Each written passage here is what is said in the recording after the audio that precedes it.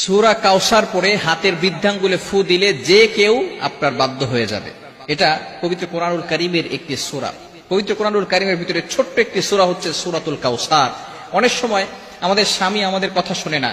অনেক সময় কিছু মায়েরা, কিছু বোনেরা আমাদেরকে ফোন দিয়ে থাকেন, হুজুর আমার স্বামী পরকীয়ায় লিপ্ত হয়েছে, আমার স্বামী বিভিন্ন মেয়েদের সাথে কথা বলে থাকে।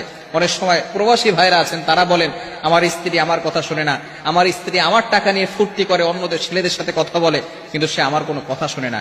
এই বিভিন্ন ভাবে যদি তারা অন্যভাবে চলে যায়, তাহলে স্ত্রীকে বাধ্য করার জন্য অথবা স্বামীকে বাধ্য করার জন্য এই চমৎকার একটি আমল যদি আপনি করতে পারেন, আমি আপনাদেরকে জানিয়ে দিব এই নিয়মটা কিভাবে করবেন।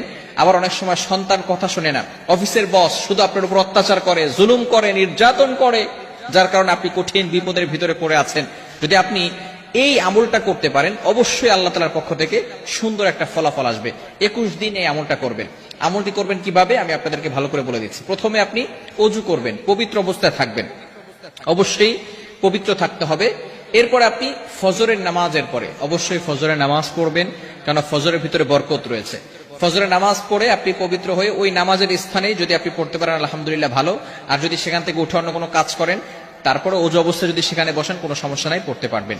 আপনি প্রথমে ওযু করবেন, ওযু অবস্থায় সেখানে বসবেন। বসার পরে একবার সূরা ফাতিহা পড়বেন, এরপরে 4 কুল পড়বেন, কুল ইয়া আইয়ুহাল কাফিরুন, কুল হুয়াল্লাহু আহাদ, কুল আউযু বিরাব্বিল ফালাক, কুল আউযু বিরাব্বিন নাস।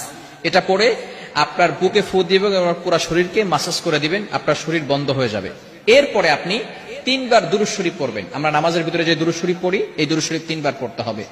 এই দুরূদ শরীফ 3 বার বলার পরে এরপর আপনি আউযু বিল্লাহ বিসমিল্লাহ সহকারে সূরা কাউসার পড়বেন 21 বার। কতবার?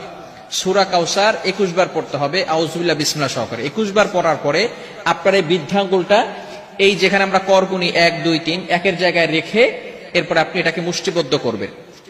এরপরে আপনি সূরা কাউসার 21 বার পড়ার পরে সেখানে ফু দিবেন। ফু দেওয়ার পরে যাকে আপনি বাধ্য করতে চাচ্ছেন হালাল ভাবে, অবশ্যই হালাল ভাবে হতে হবে, হারাম ভাবে করলে কিন্তু হবে না, অবশ্যই হালাল হতে হবে।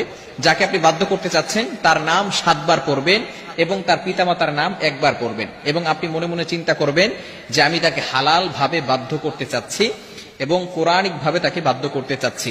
এরপরে এভাবে অনেক সময় ধরে রেখে, কিছু সময় ধরে রেখে আপনি আবারও 3 বার দুরূদ শরীফ পড়বেন, তারপরে হাতটাকে ছেড়ে দিবেন। এরপর আপনি আল্লাহ তাআলার কাছে দোয়া করবেন। এই আমল যদি আপনি করতে পারেন ইনশাআল্লাহ 21 দিন টানা আমল যদি করতে পারেন, অবশ্যই আল্লাহ তাআলার পক্ষ থেকে ভালো একটা ফলাফল আসবে।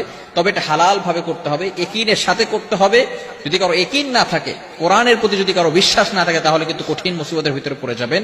ইয়াকিন থাকতে হবে কোরআনের প্রতি এবং আল্লাহর প্রতি যে আল্লাহ তাআলা অবশ্যই আমাকে এই কোরআনের মাধ্যমে সাহায্য করবেন, এবং হালাল পন্থা থাকতে হবে।